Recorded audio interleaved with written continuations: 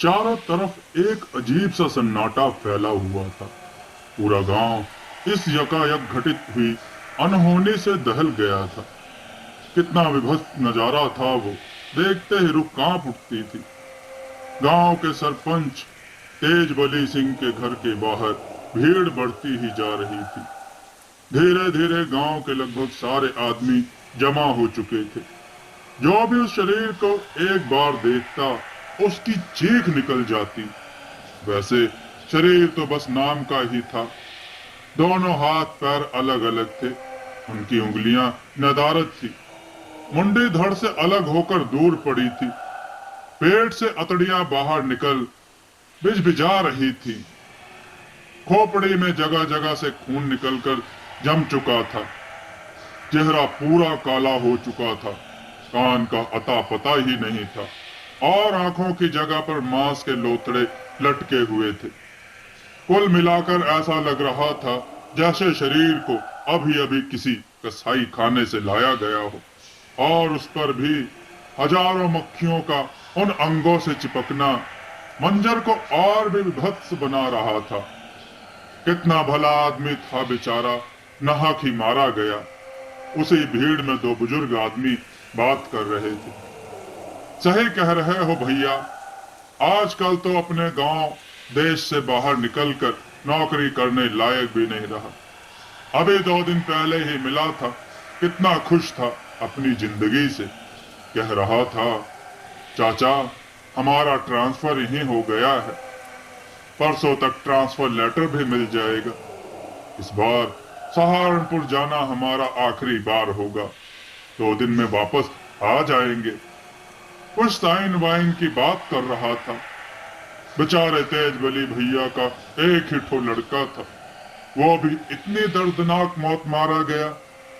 लेकिन एक बात हमारे पल्ले नहीं पड़ रही राजपति, आखिर उसकी किसी से ऐसी क्या दुश्मनी हो सकती है कि उसे ऐसी मौत मरना पड़ा, वो भी बाहर में। अरे ये कौन दुश्मनी वुश्मनी नहीं है भैया, ये तो वही राकेश की औरत का काम है। एक तीसरे आदमी ने उस बुजुर्ग की बात काट अपनी बात रखी। कितनी बार कहे कि कुछ उता जोग करवा लो, लेकिन नहीं कहते रहे कि रमेश इन सब चीजों को नहीं मानता। देखो चली गई बेटे की जान। ये क्या कह रहे हो राम बाबू, आजकल के जमाने में कौन इन सब बातों पर विश्वास करता है। हम सही कह रहे हैं भैया, अगर सरपंच जी ने हमारी बात मानकर समय रहते इसका निदान करवा दिया होता, आज इसकी इतनी बड़ी कीमत ना चुकानी पड़ती। आजकल का ही किस्सा ले लो, जब रमेश के मौत की खबर आई थी तो ओ राकेश की मेहरारू जॉन खुशी मना रही थी कि क्या बताएं। क्या बात कह रहे हो राम बाबू, एक मरी हुई औरत कैसे खुशी मना सकती है। अरे ये अपनी आंखी देखा हाल बता रहे हैं भैया, यकीन ना हो तो मुन्नन से पूछ लो। उसी भीड़ में से मुन्नन को बुलाते हुए, ए मुन्नन, तनिक बताओ तो भैया को वो कल रात वाली घटना। हाँ चाचा, राम बाबू चाचा सही कह रहे हैं। कल रात जैसे ही रमेश भैया के मरने की खबर आई, वैसे ही हमारे छत के ऊपर तांडव शुरू हो गया। इधर रुआई पिटाई जोरों पर मची थी और उधर पूरा घर खट खट फट फट के विचित्र आवाज से गूंज रहा था। ऐसा लग रहा था जैसे कोई पत्थर फेंक रहा हो। ध्यान लगाने पर पता चला कि वो आवाज छत पर से आ रही थी, लेकिन छत पर अकेले जाकर देखने की हिम्मत नहीं हो रही थी। पता करना भी जरूरी था कि आखिर छत पर ये पत्थर कौन फेंक रहा है। कोई युक्ति ना सूझने पर हम 6-7 लोगों को राजी किए, जिनमें राम बाबू चाचा भी थे, और पहुंच गए छत पर। वहां जाकर देखे तो कोई नहीं था। चारों तरफ झांक कर चेक भी कर लिए, लेकिन कोई नहीं दिखा।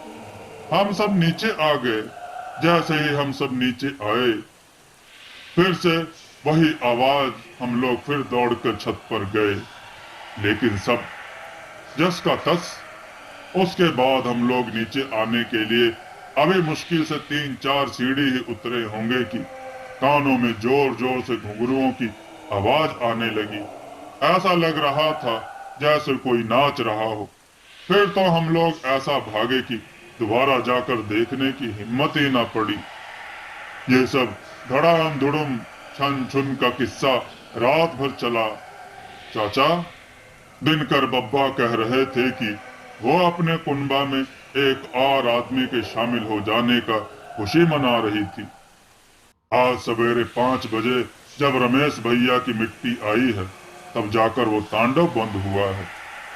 उस घटना को गुजरे 1 साल का समय हो चला था। बाहर के लोगों के लिए ये एक कहानी बनकर रह गई थी और घर के लोग धीरे धीरे भूलने की कोशिश में लगे थे। बन्नो तेरी अखियां सुर में दानी गीत पर ढोलक की थाप गीत का आनंद दोगुना कर रहे थे।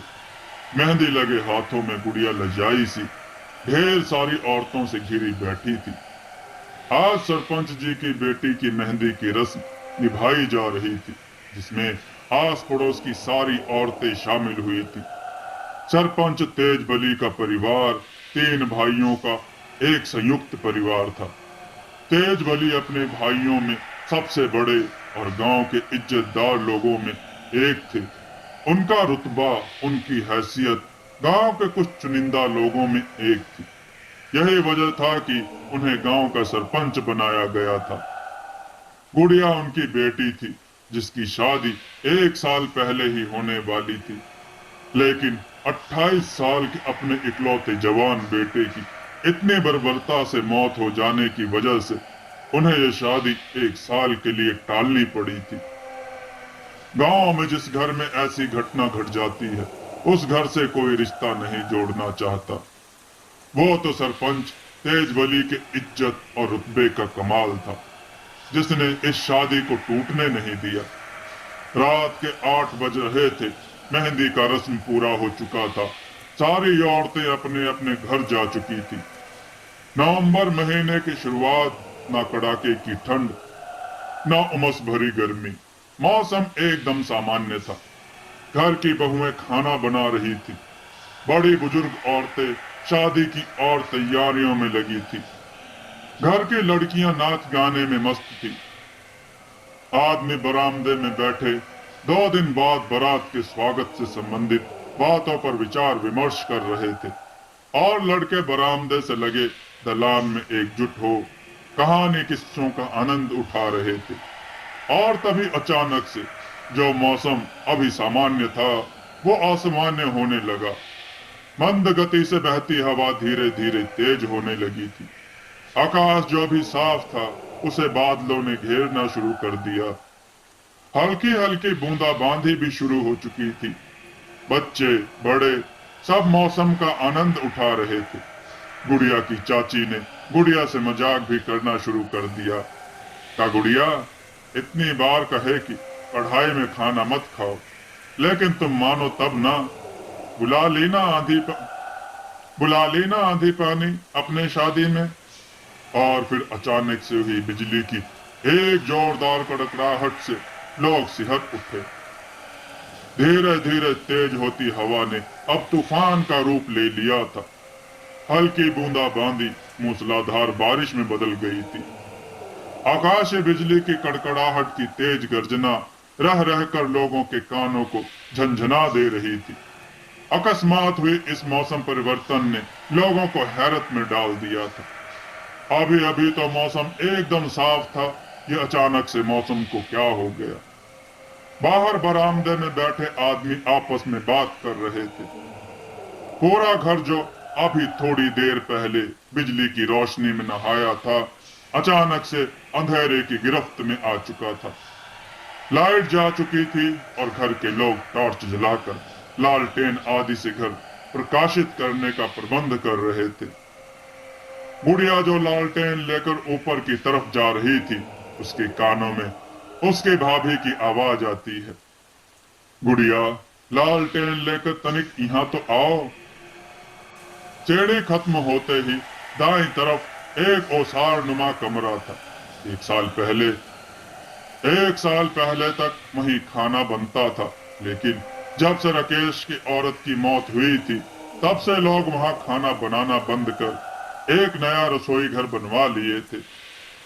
कारण वो जगह राकेश की औरत का पसंदीदा जगह था और उसकी मौत के बाद लोग उस जगह पर जाने से डरने लगे थे।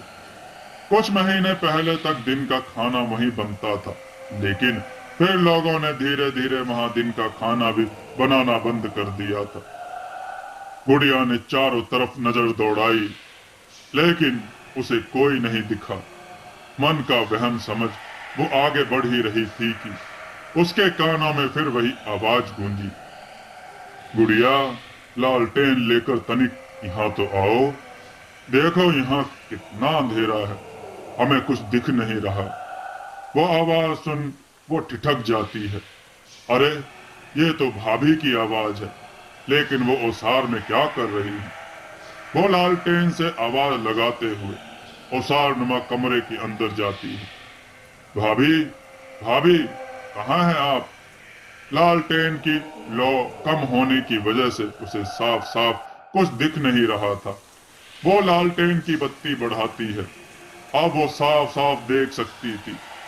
एक औरत मिट्टी के जले हुए चूल्हे के पास उसके उलट मुंह करके एक पटरी नुमा पीढ़े पर बैठी थी। अरे भाभी, आप यहाँ क्या कर रही हैं? कोई जवाब ना पा वो फिर बुलाती है, भाभी, आप कुछ बोल क्यों नहीं रही हैं? कहते हुए उसका कंधा पकड़कर जोर से हिलाती है। उसके झकझोरने पर वो औरत उसकी तरफ मुंह करती है, गुस्से से फुफकारती हुई, पूरी तरह से जल चुके चेहरे के साथ। बिना आंखों वाली एक चुड़ैल को देख गुड़िया की चीख निकल जाती है और इसी के साथ लालटेन उसके हाथ से छूट जाता है। उसकी चीख सुन जब तक लोग उस तक पहुंचते हैं, तब तक लालटेन का कांच टूटने के साथ ही आग की एक तेज लपट उठती है और उसे अपने आगोश में ले लेती है। उसे लपटों से घिरा हुआ देख वो चुड़ैल जोर जोर से ठहाके लगाने लगती है। तब तक वहां पर घर वालों की भीड़ जमा हो जाती है। वो अभी भी वहां खड़ी जोर जोर से ठहाके लगा रही थी। उसके ठहाकों से सरपंच का पूरा घर थर्रा उठता है। इतने भयानक दृश्य को देख वहां खड़े लोगों की चीख निकल जाती है और फिर देखते ही देखते वो गायब हो जाती है। लपटें इतनी तेज थी कि कोई भी उस तक पहुंचने की हिम्मत नहीं जुटा पा रहा था। जब तक लोग कुछ इंतजाम करते, तब तक गुड़िया की जीवन लीला समाप्त हो चुकी थी। लाइट आ चुकी थी, पानी तूफान सब बंद हो चुका था। मौसम पहले की तरह शांत और सामान्य हो चुका था। कुछ देर पहले जिस घर में शादी के मंगल गीत गाए जा रहे थे, उस घर में अब मातम पसर चुका था। सरपंच तेज बली के घर के बाहर एक बार फिर से लोगों का जमावड़ा लगा हुआ था। जिसने भी एक रात पहले घटित ये वाली घटना सुनी, उसके लिए अपने कानों पर विश्वास करना मुश्किल हो रहा था। घर के अंदर से आती रोने धोने की आवाज से लोगों का कलेजा फटा जा रहा था। ये तीसरा कांड है सरपंच जी के घर में। हमें नहीं लगता कि वो किसी को छोड़ेगी। उस भीड़ में से किसी ने कहा, सही कह रहे हो भैया, 1.5 साल के अंदर एक ही परिवार में 3 मौत होना बड़ी चिंता का विषय है। सरपंच जी का तो पूरा परिवार ही बिलट गया। लेकिन एक बात नहीं समझ में आ रही कि वो अपने ही परिवार के पीछे क्यों पड़ी है। भला सरपंच जी से उसकी क्या दुश्मनी हो सकती है? जिनको उसने मारा वो चचेरे थे, तो क्या थे तो उसके अपने। कह तो तुम बिल्कुल सही रहे हो भैया। जरूर कोई ऐसा राज है जो हम में से कोई नहीं जानता। हमें तो यह डर है कि अगर सरपंच जी ने जल्द ही इसका कोई ठोस उपाय नहीं किया, तो एक दिन वो इनके पूरे खानदान का विनाश कर दे। अब तो वो और शक्तिशाली होगी, अपने साथ 2 और को जो मिला लिया है। मिट्टी जा चुकी थी। सब अपनी अपनी सहानुभूति, अपनी अपनी राय प्रकट कर अपने घर की ओर निकल गए थे। इस घटना से तेज बली सिंह जी का पूरा परिवार डर गया था। सबके मन में दहशत घर कर गई थी। वो यही सोच सोच हलकान हुए जा रहे थे, ना जाने अब अगला नंबर किसका होगा। आप कुछ करते काहे नहीं? आखिर कब तक ये सब तमाशा चलता रहेगा? दो दो बच्चे निगल गई हूँ हमारे, ना जाने अगला निशाना किसे बनाने की सोच रही होगी। तुम्हें याद है रमेश की माँ? जब रमेश मरा था तो हम एक तांत्रिक बुलाए थे, और फिर कैसे उस तांत्रिक को अपनी जान से हाथ धोना पड़ गया था। यह इतना आसान नहीं है जितना तुम समझ रही हो। इसके लिए हमें किसी ऐसे की तलाश करनी होगी जो इससे भी ज्यादा शक्तिशाली हो और आसानी से इसे अपने काबू में कर सके। तुम बस थोड़ा धीरज धरो। कैसे धीरज धरे हम रमेश के बाबू, जिसकी गोद उजड़ गई हो, जिसके दो दो ठो फूल जैसे बच्चे एक साल के अंदर इतनी दर्दनाक मौत मारे जा चुके हों। उसे आप धीरज रखने को कह रहे हैं? इन सब के जिम्मेदार आप हैं। आप ही ने हमारे दोनों बच्चों की जान ली है। हम आपको कभी माफ नहीं करेंगे, कभी नहीं। बुढ़िया की मौत को 2 दिन बीत चुके थे। रात 1 बजे का समय था। तेज बली का सारा परिवार गहरी नींद के आगोश में जा चुका था, लेकिन तेज बली की आंखों से नींद कोसों दूर थी। आखिर ऐसा क्या किया जाए कि राकेश की औरत के कोप से इस घर को निजात दिलाया जा सके। वो आंखें मुदे तेजी से अपना दिमाग दौड़ा रहे थे कि तभी उनके कानों में मीठी लोरी की आवाज आती है। निंदिया आजा रे आजा, हमारे मुन्ने को सुला जा। ये तो वही लोरी है जो राकेश की औरत अपने बच्चे को सुलाते समय गाया करती थी। मतलब वो यहीं आसपास है, और इसी के साथ उनकी आंख खुल जाती है। वो अपने चारों ओर देखते हैं, लेकिन उन्हें कोई नहीं दिखता। थोड़ी देर बाद फिर वही आवाज, और इस बार यह आवाज पहले की अपेक्षा कुछ तेज थी। उन्हें आभास होता है कि यह आवाज तो दलान से आ रही है।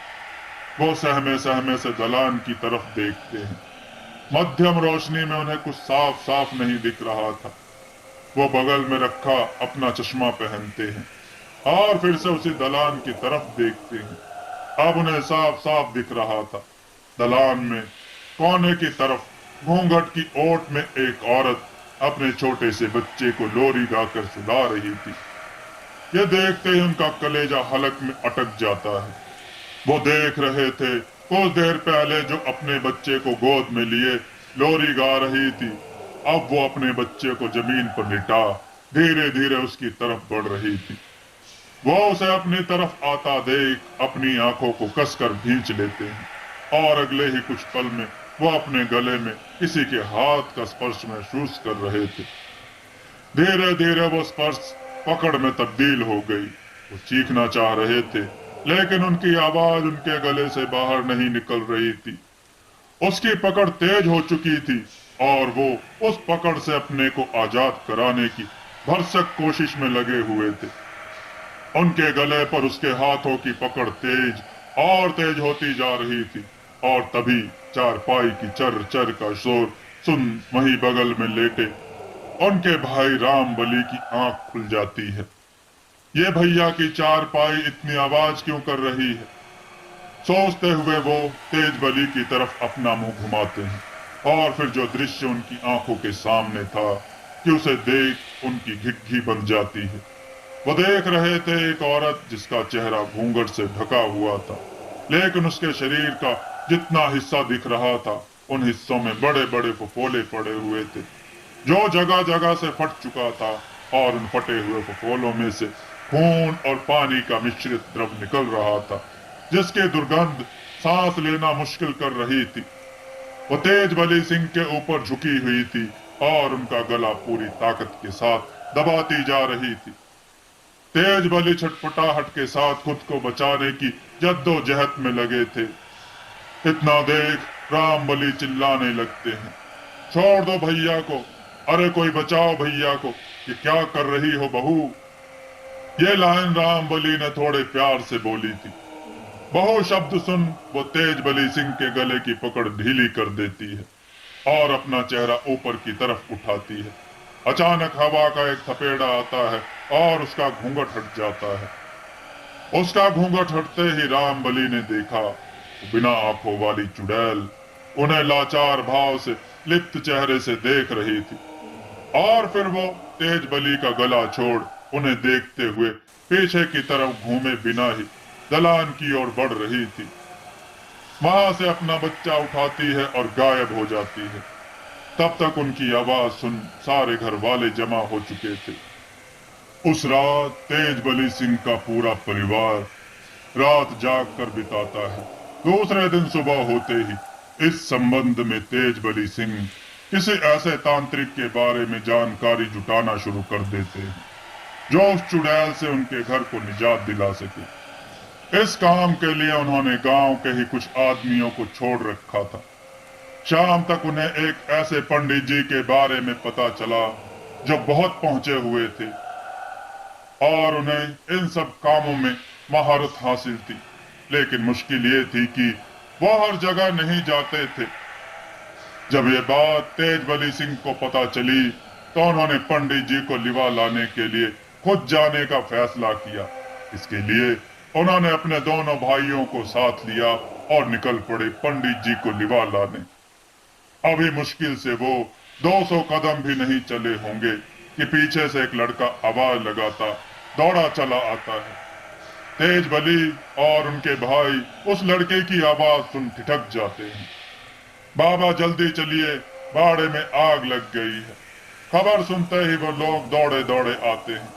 आकर देखते हैं पूरा बाड़ा धू धू करके जल रहा था। अंदर से मवेशियों के रंभाने और चिल्लाने की आवाज आ रही थी। कुछ लोग मिलकर आग बुझाने की कोशिश में लगे हुए थे, लेकिन आग बुझने की जगह और तेज होती जा रही थी। उन लोगों की समझ में कुछ नहीं आ रहा था कि क्या करें। उसकी लपटें इतनी तेज थी कि मवेशियों को बचाना तो दूर, वो बाड़े के नजदीक भी नहीं फटक पा रहे थे। काफी मशक्कत करने के बाद भी वो आग नहीं बुझा पाए और आखिरकार आग तभी बुझी जब उसे बुझना था। पूरा बाड़ा जलकर राख हो चुका था। मवेशी तड़प तड़प कर दम तोड़ चुके थे। 15 मिनट के भीतर सब कुछ बर्बाद हो चुका था। एक बार फिर से यह खबर सुनते ही पूरा गांव उमड़ पड़ा तेज बली सिंह के दरवाजे पर। आप कोई उपाय काहे नहीं करते सरपंच जी, ऐसे कब तक चलता रहेगा। उपाय करने ही तो जा रहे थे रामचरण, बाड़े में आग लगने की खबर सुन उल्टे पांव लौटना पड़ा। कुछ समझ में नहीं आ रहा है क्या करें। हम जानते हैं ये सब हमें जाने से रोकने के लिए किया है उसने। पिछली बार भी उसने ऐसा ही करके उस तांत्रिक की जान ले ली थी। सही कह रहे हैं सरपंच जी, है तो वो बड़ी ही खतरनाक। बहुत बुरा हुआ इनके साथ। बेचारे बेजुबान मवेशी भी नहीं बच पाए उस पिशाचनी के कोप से। हमें नहीं लगता भैया कि वो इतनी आसानी से कुछ भी करने देगी। इसके लिए कोई और तरकीब लगानी पड़ेगी। जो भी तरकीब लगानी है जल्दी लगाओ राजपति, क्योंकि अब हमारे पास ज्यादा समय नहीं बचा है। क्या पता कल वो पूरा गांव इस डायन के प्रकोप का भाजन बन जाए। सही कह रहे हो भैया, जल्दी ही कुछ करना होगा, वो भी बड़े ही गुपचुप तरीके से, जिसकी भनक इस डायन को ना लगे।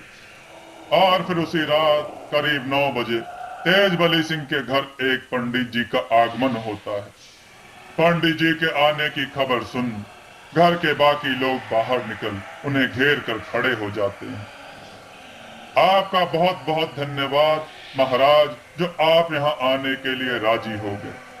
अब आप ही बचा सकते हैं हमें उसके प्रकोप से। तेज बली सिंह ने पंडित जी के पैर छूते हुए कहा, कल्याण हो बच्चा, ईश्वर सबका भला करे। मैं कुछ करूं इससे पहले मैं एक बार तुम्हारे पूरे घर का निरीक्षण करना चाहता हूं।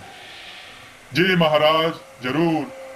बस आप कुछ भी करके हमें इस मुसीबत से छुटकारा दिलवा दें। इसके बदले आप जो कहेंगे आपको हम देने के लिए तैयार हैं। जिसको दे ऊपर वाला दे बच्चा। हम इंसान किसी को क्या दे सकते हैं। यह रुपया पैसा हमारे लिए मिट्टी के समान है। पंडित जी के बगल में खड़ा उनका शिष्य जो उनकी बातों को सुन रहा था, उसने तेजबली सिंह को पंडित जी के गुणों से अवगत कराते हुए कहा, गुरु जी आपके यहाँ किसी प्रलोभन से नहीं आए हैं। ये तो जल्दी कहीं जाते भी नहीं। वो तो आपके यहाँ की इतनी बड़ी समस्या सुन मास्टर जी के बहुत विनती करने पर यहाँ आने के लिए तैयार हुए हैं। भाग्य प्रबल था आपका जो आपको इनके दर्शन हो गए। अब आप तनिक भी चिंता ना करें। हमारे गुरु जी ने आज तक बहुतों का उद्धार किया है। अब जब इनके पांव आपके यहाँ पड़ गए हैं तो बस इतना समझ लीजिए कि आपकी मुसीबत बहुत जल्द दूर होने वाली है। चलें, अब आप एक बार इन्हें पूरे घर का निरीक्षण करवा दें। आइए महाराज, कहते हुए तेजबली सिंह पंडित जी को लेकर घर के मुख्य द्वार तक पहुंचते हैं। लेकिन भीतर जाने के लिए जैसे ही पंडित जी घर के मुख्य चौखट पर पांव रखते हैं, वैसे ही उन्हें जोर का झटका लगता है। ये अनुभव करते ही पंडित जी का पूरा शरीर सिहर उठता है।